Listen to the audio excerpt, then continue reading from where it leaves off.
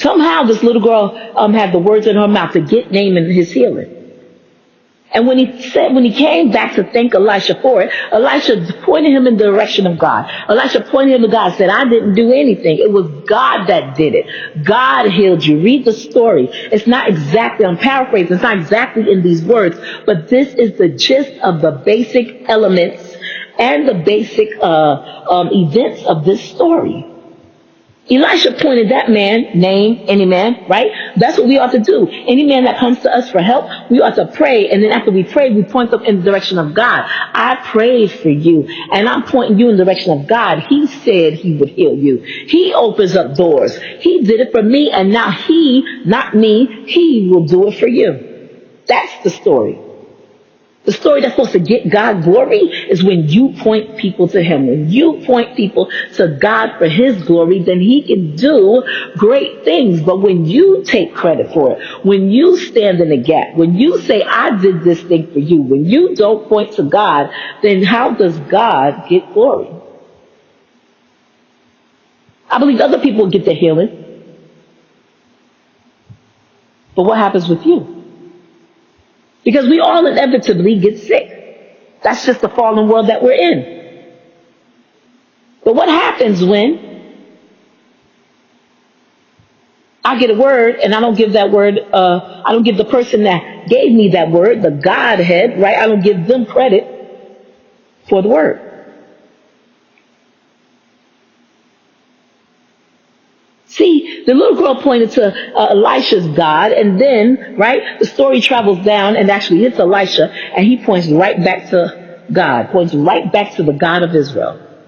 So from beginning, the little girl, to the end, right, everybody's pointing, everybody important, right, because we're not talking about the kings and the princes and the provinces and the people. Everybody that matters. The little girl telling the mistress and Elisha talking to Naaman. That's basically the crux of the story. And everybody that really mattered, because if it wasn't for the little girl, the mistress never would have talked to her husband. And if it wasn't for Elisha, Naaman wouldn't have gotten his healing. The other people are just, they're forerunners and parts of the story, but they are not pivotal people in this story. The pivotal people in this story is the little girl, right? Or the little girl and Elisha.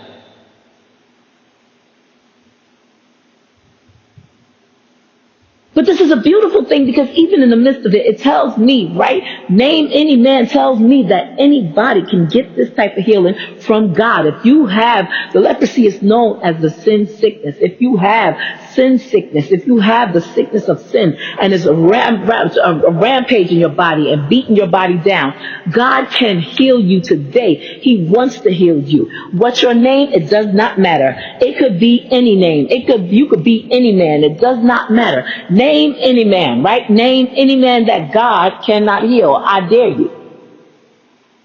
No, if that man got a name, name man. God can do it, right? That's the way we ought to see this story. That's the way we ought to think about it. That, I believe, is the motto and the moral of the story. The motto and the moral of the story is God can and will and wants to heal you. So what do you do? How do I reach a God, right? Because we've all thought it. We've all thought it. How do I reach a God that I can't see? Some of us think it now, and some of us have thought it in the past, right? We've all thought it, even as kids. How do I reach a God that I cannot see? If you want me to pray to this God, if you want me to cry out to this God, where is he? I will do it. Just tell me where he is. And the fact that you can't see him should give you encouragement. Because if you could see him, then he's in this place. He's in this one place with me right now. He's God in this place. And that would mean if I could see him, then somebody else can't see him. That would mean that if he's here, that I see him, then he's not where you are. He's not there. But because he is omniscient, because he's omnipresent, and he's everywhere all at the same time, he's every single place all at the same time, then because I can't see him, right? If I have a God that I could see, if I have a Buddha that I could grab, if I have a Muhammad that I could tap on the shoulder and talk to, right?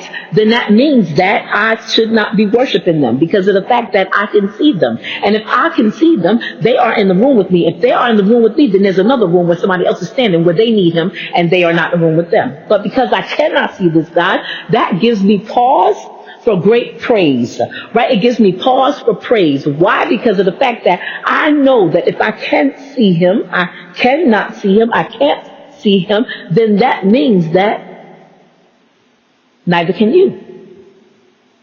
That means that he is God.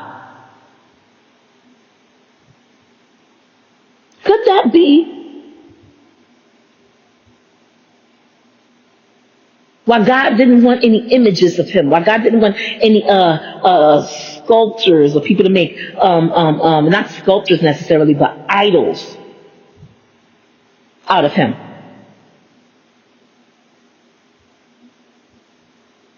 Because if we make an idol, right, that like Aaron put together the calf, Aaron said we threw the gold into the fire and out popped this calf. Now we don't have to talk about how crazy that sounds, but if God were, right, to be worshipped as that calf was, then the moment, right, that they had the calf, that they could see the calf, they had the God that they could worship, and the moment that that calf was done with, then we would have nothing.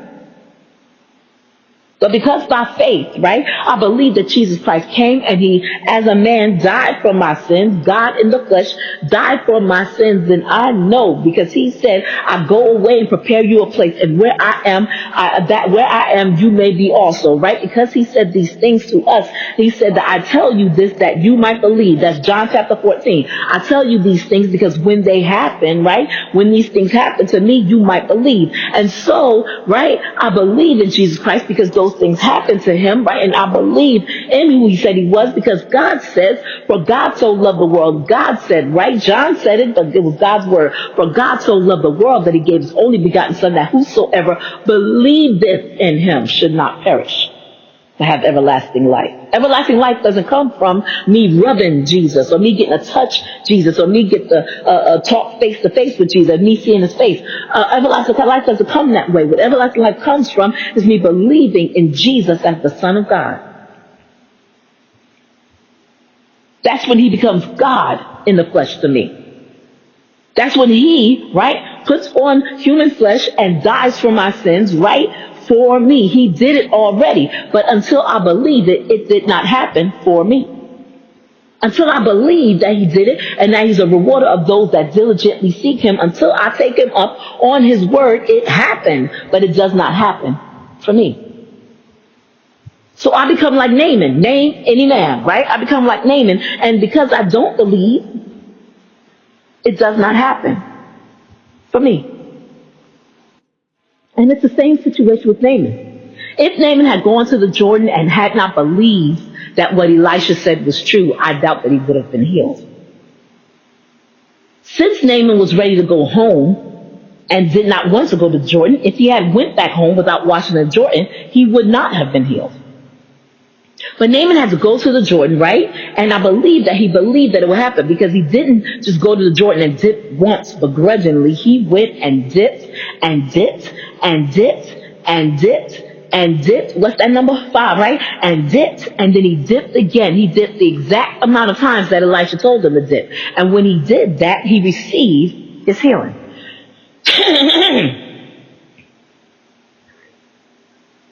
When he did that, when he was obedient, he received his healing. Because he believed.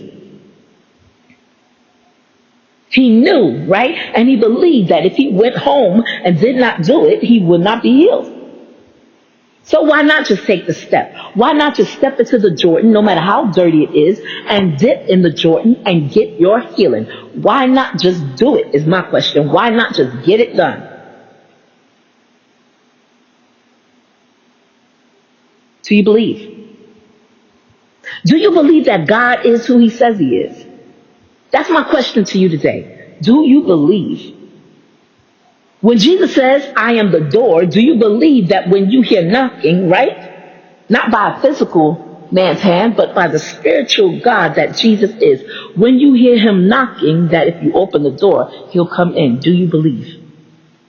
When Jesus says, I am the vine, right, and you are the branches, do you believe that if you're connected to the vine and that he is the vine, right, do you believe that he's connected to you? And if you abide in him, he'll abide in you. That's what the word says. But the word, right, comes to life when you believe it. It comes to life for you. So my question is, do you believe it? Do you believe that when Jesus says, I am the bread of life, that if you take a taste of this bread, right? If you take a taste of who Jesus is, he said, I am the bread of life. If you take a taste of this bread, right, that you will never hunger again. And if you take a taste of the living water that he is, you will never thirst again. Do you believe?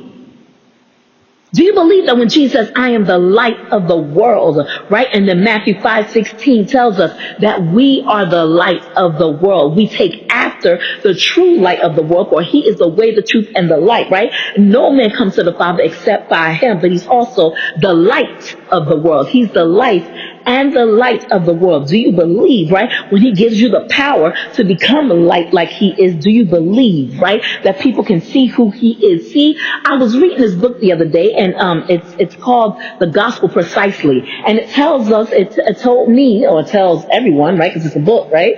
That we ought to be pockets of God's glory in the earth. When people see us, they should see God's glory. So do you believe, right, that Jesus showed forth God's glory and he was the light of the world? Do you believe that you are now the light of the world, according to Matthew 5:16, and that Jesus is lighting the way of the world through you? Tells us, right? He tells us, let your light so shine before men in Matthew 5:16, that they may see your good works and glorify your Father which is in heaven. That's the pocket of God's glory. Do you believe that Christ can make you a light in this very day in this nation? Do you believe? Do you believe that when he says, I am the way, the truth, and the light, that he's not lying, that really is who he is, right? Do you believe, right, that he can do it, right? That he is the way, right? The way that we walk on, and he is the truth. There is no truth without him. Everything else is a lie without Christ, and he is the life. Do you believe when he says, I am the life? Do you believe it?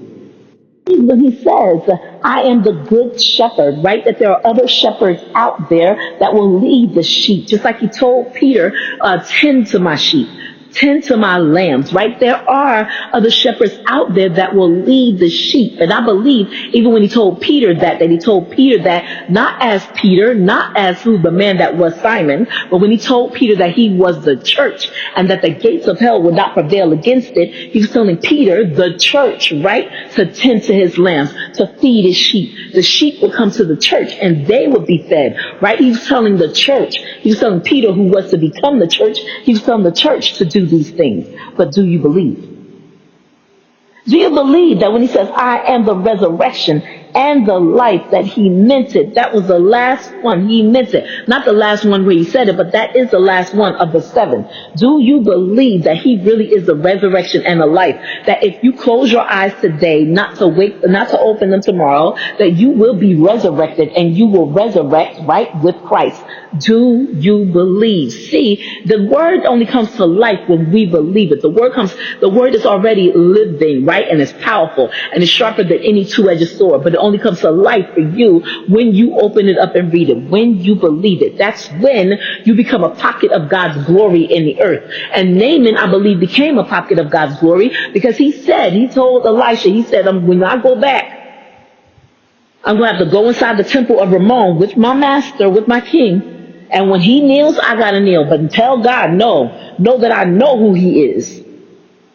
And even though I'm bowing before Ramon, I bow only to the God of Elisha, the God of Israel, right? I bow only to that God. But when my master goes in, I must bow.